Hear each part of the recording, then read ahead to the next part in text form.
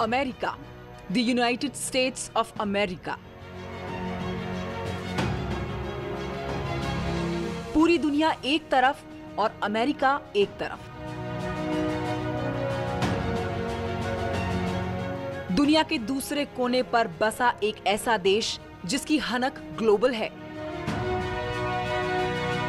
एक ऐसा देश जो अपनी अर्थव्यवस्था और संसाधनों के दम पर जियोपॉलिटिक्स को जैसे चाहता है वैसे चलाता है।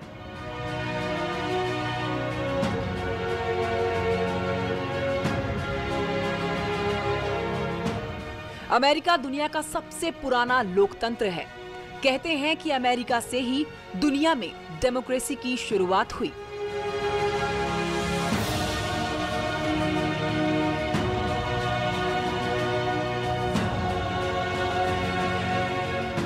अमेरिकन प्रेसिडेंट को दुनिया का सबसे ताकतवर राजनेता माना जाता है। इसके पीछे की वजह है वहां का फेडरल सिस्टम और उसकी अर्थव्यवस्था।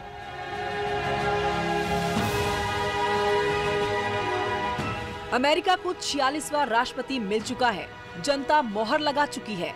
अब बारी है सबसे पावरफुल देश के सबसे पावरफुल पर्सन के शपथ ग्रहण की।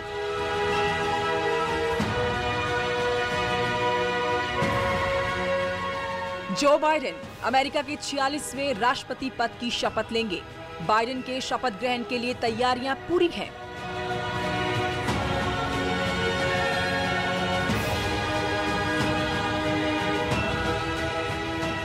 बाइडेन का शपथ ग्रहण वॉशिंगटन डीसी में होगा, लेकिन उस पर नजर पूरी दुनिया की है।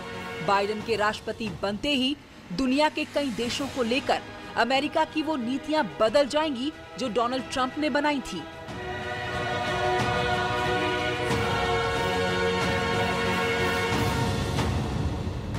बाइडेन इस बात का संकेत पहले ही दे चुके हैं कि वो ट्रंप की कुछ नीतियों को जरूर बदलेंगे। अमेरिका की वो कौन कौन सी पॉलिसीज हैं जिसे बाइडेन बदलने वाले हैं। बाइडेन के इस बदलाव से भारत पर क्या असर पड़ेगा।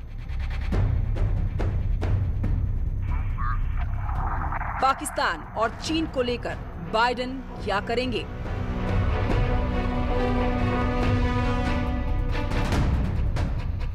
अमेरिका, इंडिया, इंडियन और बाइडेन। News 18 bureau.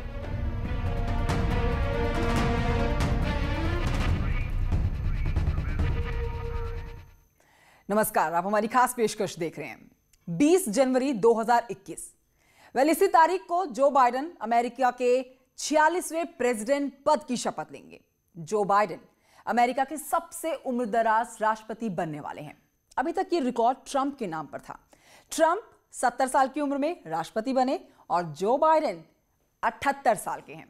बाइडेन के शपथ ग्रहण को लेकर वॉशिंगटन डीसी में तैयारियां पूरी हैं। पिछले दिनों में हुई हिंसा से सबक लेते हुए इस बार सुरक्षा के चाक चौबंद इंतजाम किए गए हैं।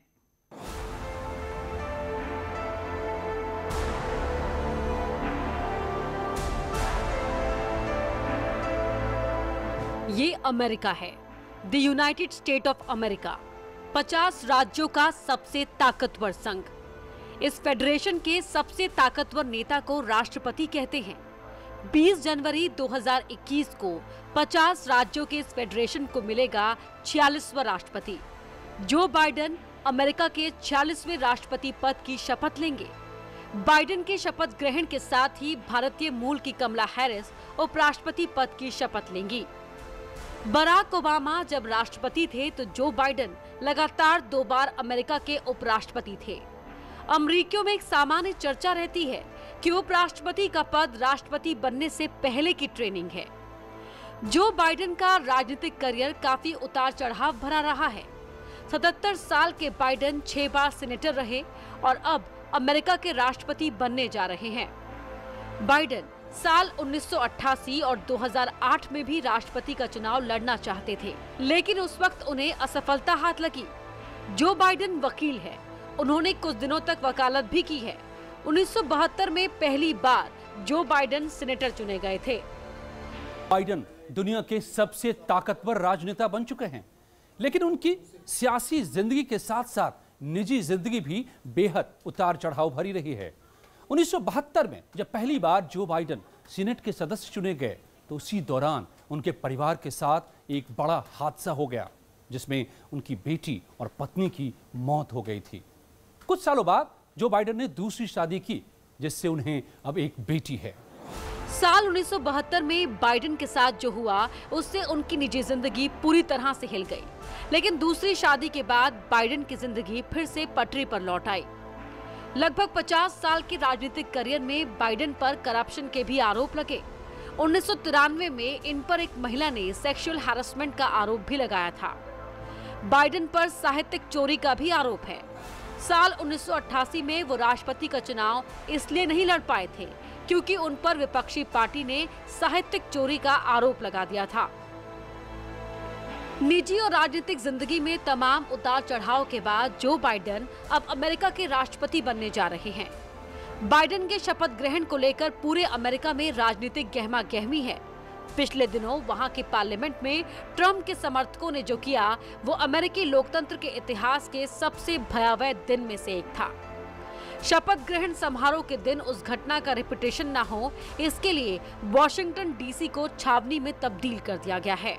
वॉशिंगटन के चप्पे चप्पे पर पहरा है।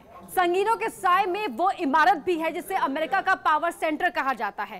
कैपिटल बिल्डिंग यानी कि अमेरिकी संसद भवन के इर्द गिर्द सुरक्षा का ऐसा चक्रव्यूह रचा गया है कि कोई परिंदा भी पर ना मार सके। वजह है अमेरिका में होने वाला राष्ट्रपति शपथ ग्रहण समारोह, जिस पर अमेरिका की ही नहीं बल्कि पूरी दुनिया की नजरें टिकी हुई हैं। अमेरिका की खुफिया एजेंसी FBI ने इस बात की आशंका जताई है कि शपथ ग्रहण में हिंसा फैलाई जा सकती है। यही वजह है कि अमेरिका के सभी 50 राज्यों में हाई अलर्ट घोषित कर दिया गया है। करीब 25,000 नेशनल गार्ड्स की तैनाती राजधानी वॉशिंगटन डीसी में कर दी गई है। FBI की माने तो इस वीकेंड अमेरिका के सभी 50 राज्यों में हथियारबंद विरोध प्रदर्शन हो सकता है। FBI के इसी अलर्ट के चलते वॉशिंगटन डीसी में करीब 25,000 नेशनल गार्ड्स को भेज दिया गया है ताकि किसी भी स्थिति से निपटा जा सके। Bureau report, news 18। तो जो बाइडेन के शपथ ग्रहण समारोह में डोनाल्ड ट्रंप शामिल नहीं होंगे। अमेरिका में और लगभग दुनिया की हर डेमोक्रेसी में ऐसी परंपरा रही है कि जब नया राष्ट्रपति पद संभालेगा तो उससे ठीक पहले वाला राष्ट्रपति उसके साथ होगा, लेकिन ट्रंप नहीं होंगे। मुद्दे पर लौटते हैं। इंडिया, इंडियन और बाइडेन। इंडिया और विश्व के लिए बाइडेन बतौर राष्ट्रपति कैसे पेश आएंगे, ये बड़ा सवाल है। और ये सवाल बहुत ज्यादा महत्वपूर्ण है क्योंकि भारत और अमेरिका के रिलेशन अभी ठीक हैं, लेकिन आगे कैसे रहेंगे? भारत को लेकर जो बाइडेन क्या सोचते हैं? पाकिस्तान और उसके दोस्त चीन को जो बाइडेन कैसे टैकल करेंगे, ये भी समझिए।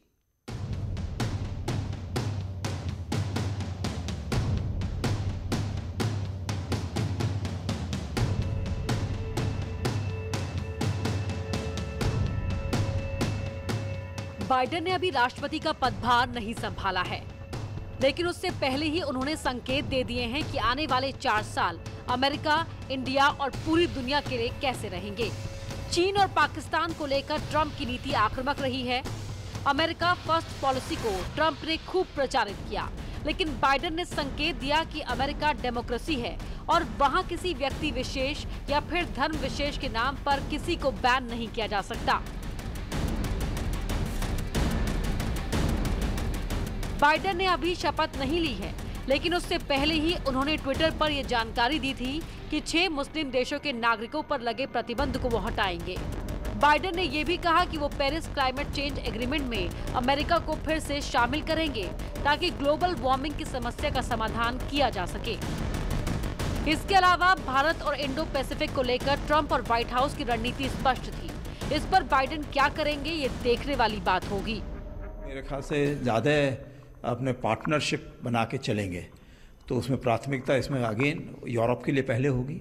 लेकिन जो एशिया में जो उनका एक वो विजन रहा है, एक तो उन्होंने पहले कहा था कि हम चाहते हैं कि यहाँ पे हमारा जॉइंट विजन हो भारत का और अमेरिका का, तो वो मेरे ख्याल से आगे बढ़ाया जाएगा। इंडो पैसिफिक रीजन में दोनों देश और गहरे तरीके से एक दूसरे के साथ कोलैबोरेट कर रहे हैं। रक्षा के क्षेत्र में चारों जो फाउंडेशनल एग्रीमेंट्स हैं, सिस्मोआ हो, चाहे वो बेका हो, चाहे वो इंडस्ट्रियल सिक्योरिटी एनेक्स हो, चाहे कॉमकासा हो, सभी पे हस्ताक्षर कर लिए गए हैं। और डिफेंस पार्टनरशिप भारत और अमेरिका की लगातार गहरी होती जा रही है। भारत और अमेरिका की जो स्ट्रेटेजिक पार्टनरशिप है उसको अमेरिका में भी बाईपार्टीजान सपोर्ट है, चाहे वो डेमोक्रेटिक एडमिनिस्ट्रेशन हो, चाहे वो रिपब्लिकन एडमिनिस्ट्रेशन हो। पिछले 2 दशकों में लगातार सभी ने भारत और अमेरिका की स्ट्रेटेजिक पार्टनरशिप को गहरा करने का कार्य किया है। 15 अगस्त 2020 अमेरिका में इंडियन कम्युनिटी के बीच बाइडेन ने कहा था कि अगर वो राष्ट्रपति चुनाव जीतते हैं तो भारत के सामने मौजूद खतरों से निपटने में उसके साथ खड़े रहेंगे। बाइडेन अब चुनाव जीत चुके हैं, इसलिए उम्मीद ये की जा सकती है कि बाइडेन अपने वादे पर खरा उतरेंगे। जिस तरीके से व्यापार का अमेरिका के साथ में रहता है, तो पहले ये रहता था कि चीन को कुछ ना कुछ आपस में उनको अपने एग्रीकल्चरल मार्केट चाहिए होता था, तो उसके बदले में थोड़ा कंसेशन दे देते थे, तो वो देंगे नहीं देंगे। तीसरा मैं कहूँगा कि ताइवान के ऊपर और हांगकांग में जिस तरीके से चीन ने बहुत ज़्यादा दबाव बनाया है, और भारत जैसे देश के ऊपर भी LAC पर उन्होंने जो है इस तरह से शांति बनाए रखने का वादा करने के बाद में वहाँ पे हमला कर दिया, तो मेरे ख्याल से मैं सोचता हूँ कि वो सब बातें अमेरिका के जो भी एडमिनिस्ट्रेशन है उसको ध्यान में रखना होगा। भारत की चुनौतियां सिर्फ भारत की नहीं है, वो पूरे विश्व के लिए चुनौती है। भारत ने हमेशा से आतंकवाद को मानवता के लिए खतरा बताया है। पीएम मोदी दुनिया के हर मंच से आतंकवाद और उसके समर्थकों को ललकार चुके हैं। इसीलिए बाइडेन भी अगर पीएम मोदी और उनके विजन के साथ हाथ मिलाकर चलेंगे तो आतंकवाद और उसके समर्थकों को सबक सिखाया जा सकेगा। में ये निर्भर करेगा कि भारत किस तरीके से जो अपने विचार हैं वो अमेरिका को समझा सके, क्योंकि हमारे यहाँ चूँकि डेमोक्रेसी है, बहुत ओपन है, सब लोग बोलते हैं, अपोजिशन भी बोलता है, सरकार भी बोलती है और बाकी लोग भी बोलते हैं, सोशल मीडिया वाले भी, हर तरीके से। तो ऐसे में थोड़ा दिक्कत आ जाती है कि वो एक व्यू पॉइंट नहीं जाता है। तो अमेरिका को ये देखना पड़ेगा कि उनके अपने हित में और क्षेत्र के हित में क्या है, उसके बाद में बात आगे बढ़ सकती है। जैसा कि हमने पहले कहा था कि अमेरिका, इंडिया, इंडियन और बाइडेन, यानी कि भारत और अमेरिका की डिप्लोमेसी, अमेरिका में काम करने वाले भारतीय और अमेरिका में काम करने की इच्छा रखने वाले भारतीय। ट्रंप के टाइम पर अमेरिका फर्स्ट पॉलिसी और वीजा पॉलिसी को लेकर हमेशा भारतीय कामगारों में दुविधा रही है, लेकिन अब बाइडेन ने ऐसा संकेत दिया है कि अमेरिका सभी के लिए ओपन है। इससे ये संभावना है कि आने वाले दिनों में भारतीयों को अमेरिका में काम करने में थोड़ी सुविधा होगी, क्योंकि ट्रंप एडमिनिस्ट्रेशन का जो रुख था वो अमेरिका फर्स्ट की पॉलिसी की वजह से उसमें तमाम बाधाएं आ रही थी। इसी वजह से भारत और अमेरिका के जो व्यापारिक जो इश्यूज थे वो ट्रंप एडमिनिस्ट्रेशन के दौरान उसमें बहुत अधिक सफलता नहीं मिली, और इसके लिए ट्रंप एडमिनिस्ट्रेशन की जो अमेरिका फर्स्ट की नीति है वो जिम्मेदार रही। लेकिन अब जब बिडेन एडमिनिस्ट्रेशन टेक ओवर करने जा रहा है, 20 जनवरी को राष्ट्रपति बिडेन होंगे अमेरिका के, उसके बाद से ऐसा लगता है कि व्यापारिक जो संबंध है भारत और अमेरिका के वो और अधिक स्मूथ तरीके से आगे बढ़ेंगे। दोनों ही देशों के बीच में जो व्यापार का जो प्रोसेस है वो और अधिक स्मूथ और तीव्र गति से आगे बढ़ेगा। जियोपॉलिटिक्स में अमेरिका का इस समय का सबसे बड़ा प्रतिद्वंदी चीन है। चीन की चुनौतियों से निपटने के लिए ट्रंप ने भारत को हमेशा साथ लेकर चलने की कोशिश की, क्योंकि साउथ एशिया में अगर कोई देश चीन को बैलेंस कर सकता है तो वो है भारत। आर्थिक, राजनीतिक और सैनिक हर मोर्चे पर भारत चीन को टक्कर दे सकता है। इसीलिए ऐसी उम्मीद की जा सकती है कि बाइडेन इंडो पैसिफिक को लेकर जो भी नीति बनाएंगे उसमें भारत को केंद्र में रखना लाजमी होगा। Bureau report, news 18।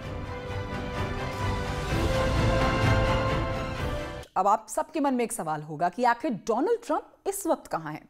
Social media platform से बैन होने के बाद डोनाल्ड ट्रंप क्या कर रहे हैं और ट्रंप ने क्यों शपथ ग्रहण से दूरी बनाई है? जिस वक्त जो बाइडेन शपथ ले रहे होंगे उस वक्त ट्रंप क्या कर रहे होंगे? देखिए report. Do solemnly swear that I will faithfully execute the office of President of the United States. ये अमेरिका के 45वें राष्ट्रपति पद के तौर पर उनके शपथ ग्रहण का वीडियो है। इसमें पूर्व राष्ट्रपति ओबामा, क्लिंटन और जो बाइडेन भी नजर आ रहे हैं। ओबामा के हाथों ट्रंप को खुशनुमा माहौल में सत्ता हस्तांतरित की गई, लेकिन इस बार ऐसा नहीं होगा। ट्रंप अमेरिकी इतिहास में उन राष्ट्रपतियों की सूची में शामिल होने जा रहे जिन्होंने नए राष्ट्रपति के शपथ ग्रहण समारोह में हिस्सा नहीं लिया है। ट्रंप ऐसे इकलौते राष्ट्रपति हैं जिन्होंने अपनी उत्तराधिकारी की जीत को स्वीकार भी नहीं किया है और जिन पर 2 बार महाभियोग का आरोप लगाया जा चुका है। ऐसे में यह जानना जरूरी है कि सत्ता हस्तांतरण से पहले ट्रंप कर क्या रहे हैं। ट्रंप को लेकर सबसे चौंकाने वाली खबर यह है कि उनके मन में खुद को माफी देने का विचार आया। इस बात को लेकर उन्होंने अपने सलाहकारों से बात भी की, लेकिन उस पर अमल नहीं कर पाए। उनके पारिवारिक सूत्रों के जरिए जो खबर सामने आई है, उसके मुताबिक ट्रंप को 100 लोगों को माफ करने का अधिकार है। मंगलवार को 100 लोगों की रिहाई की सूची बनी। ट्रंप ने व्हाइट हाउस के सलाहकारों से बात की। ट्रंप ने पूछा कि वो खुद को माफी दे सकते हैं। प्रशासनिक अधिकारियों ने ट्रंप को रोका। अधिकारियों ने कहा कि वो ऐसा ना करें। खुद को माफ किया तो दोषी माने जाएंगे। खुद को माफी देना गैर संवैधानिक तरीका है। 2 बार महाभियोग प्रस्ताव को लेकर परेशान ट्रंप ने खुद को माफ करने की रणनीति बनाने पर विचार किया, लेकिन ये लोकतंत्र में संविधान के मूल सिद्धांतों का उल्लंघन है। इसीलिए ट्रंप चाहकर भी खुद को माफी नहीं दे सके।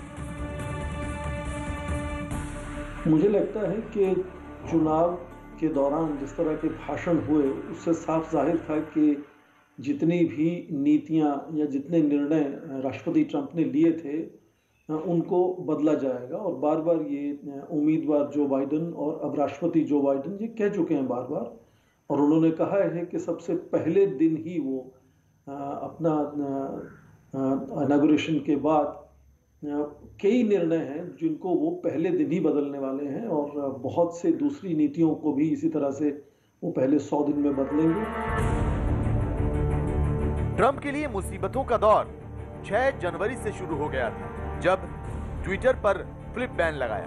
पहले ट्विटर ने बैन लगाया, फिर फेसबुक ने बैन लगाया, सोशल मीडिया का बैन हो गया। ट्रंप के लिए मुसीबतों का दौर 6 जनवरी से शुरू हो गया था। 6 जनवरी को अमेरिकी संसद में ट्रंप समर्थकों की ओर से हुई हिंसा के बाद ट्विटर ने उन पर बैन लगा दिया। फेसबुक और स्नैपचैट ने भी ट्रंप के सोशल मीडिया खाते को बैन कर दिया। इस बीच खबर है कि ट्रंप के सोशल मीडिया अकाउंट पर बैन से चुनाव संबंधित गलत सूचनाओं में 70% से ज्यादा गिरावट दर्ज की गई है। एक रिपोर्ट में दावा किया गया है कि ट्रंप अक्सर सोशल मीडिया प्लेटफॉर्म के जरिए दावा करते रहे हैं कि अमेरिकी चुनाव की मतगणना में कथित तौर पर गड़बड़ियां हुई हैं। इसके अलावा ट्रंप समर्थकों की ओर से इस मामले पर अलग अलग अमेरिकी अदालतों में कई मुकदमे दर्ज कराए गए, लेकिन वो सभी खारिज हो गए। बहरहाल, हर तरफ से बाजी हारने के बाद ट्रंप ने एक और चौंकाने वाला फैसला किया। वो बाइडेन के शपथ ग्रहण से दूर रहेंगे। सत्ता हस्तांतरण के वक्त अमेरिकी राष्ट्रपतियों की गैर मौजूदगी का इतिहास खासा दिलचस्प है। 1801 में एडम्स राष्ट्रपति जेफरसन की शपथ में नहीं गए। 1869 में एंड्रयू जॉनसन भी शपथ समारोह से दूर रहे। रिचर्ड निक्सन ने शपथ से पहले ही व्हाइट हाउस छोड़ दिया। जेराल्ड फोर्ड शपथ से पहले हेलीकॉप्टर से चले गए। ट्रंप भी बाइडेन के शपथ ग्रहण समारोह से दूर रहेंगे। ट्रंप 20 जनवरी को फ्लोरिडा के पाम बीच जाएंगे।